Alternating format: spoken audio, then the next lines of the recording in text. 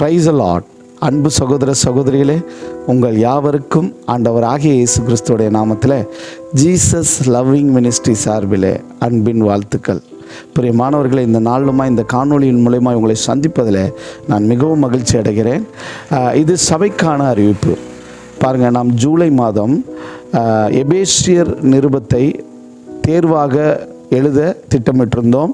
அதற்காக முன்கூட்டி அறிவிச்சிருந்தோம். அநேகர் உற்சாகமாய் இந்த எபேசியர் தேர்வில் பங்கெடுத்தீங்க. எல்லோருமே சிறப்பாய் எழுதியிருந்தீங்க. அதற்காக நான் கர்த்தருக்கு நன்றி செலுத்துகிறேன். அதற்காக சில பரிசுகள்லாம் கூட நம்ம வழங்கினோம்.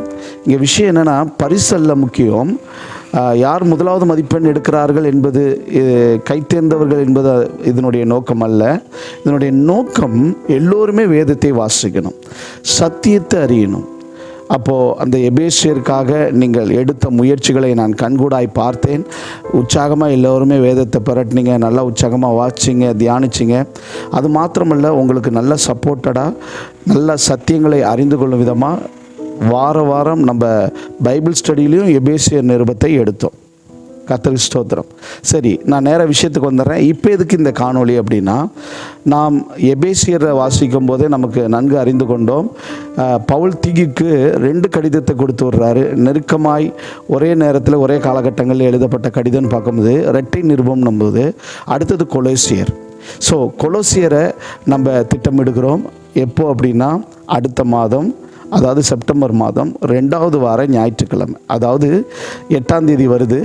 8ஆம் தேதி ஞாயிற்றுக்கிழமை ஆராதனை முடித்ததுக்கப்புறம் கொலோசியர் நிருபம் தேர்வு வைக்கப்பட இருக்கிறது. முதலாவது எபேசியர் நிருபத்தில் யார் யாரெல்லாம் பங்கெடுத்து கொண்டீங்களோ, உற்சாகமாய் பங்கெடுத்து கொண்டீங்களோ, அதே போல் இந்த கொலோசியர் நிருபத்திற்கும் உற்சாகமாய் பங்கெடுத்து நீங்கள் அதை வாசிங்க, தியானிங்க. அதை உற்சாகமாக அந்த நாளில் தேர்வு எழுத ஆயத்தமாகுங்க. உங்களை ஆயத்தப்படுத்துவதற்கான ஊக்கத்திற்கான ஒரு காணொளியாக இது அமையட்டும். அடுத்த மாதம் திட்டமிட்டபடி நம்ம நேர்த்தியாக கொலோசியர் தேர்வு வைக்க இருக்கிறோம்.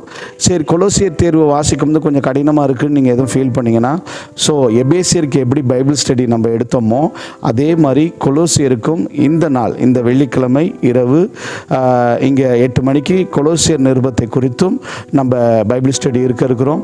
அப்படி ஒவ்வொரு புத்தகமாய் நம்ம என்ன பண்ண போகிறோம், நம்ம நிதானமாக பார்க்க போகிறோம். ஒவ்வொரு புத்தகமும் நம்ம எக்ஸாம் வைப்போம். நம்மளுடைய நோக்கம் என்ன, சபையில் இருக்கிற ஒவ்வொரு தேவ பிள்ளைகளும் சத்தியத்தில் பலப்படணும். வேர்ட் ஆஃப் காட், சத்தியத்தை நன்கு அறிந்திருக்கணும். நீங்களே தேவனுக்கு சீஷர்களாக இருக்கிறீங்க. சத்தியம் உங்களுக்கு அறிஞ்சாதான் நீங்கள் போய் என்ன பண்ண முடியும், ஜனங்களுக்கு அந்த சத்தியத்தை, அந்த மெய்யான சத்தியத்தை, உண்மையான சத்தியத்தை கூற முடியும்.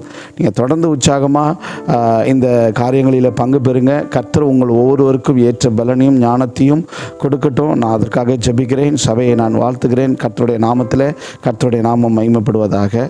ஆமேன். Praise the Lord.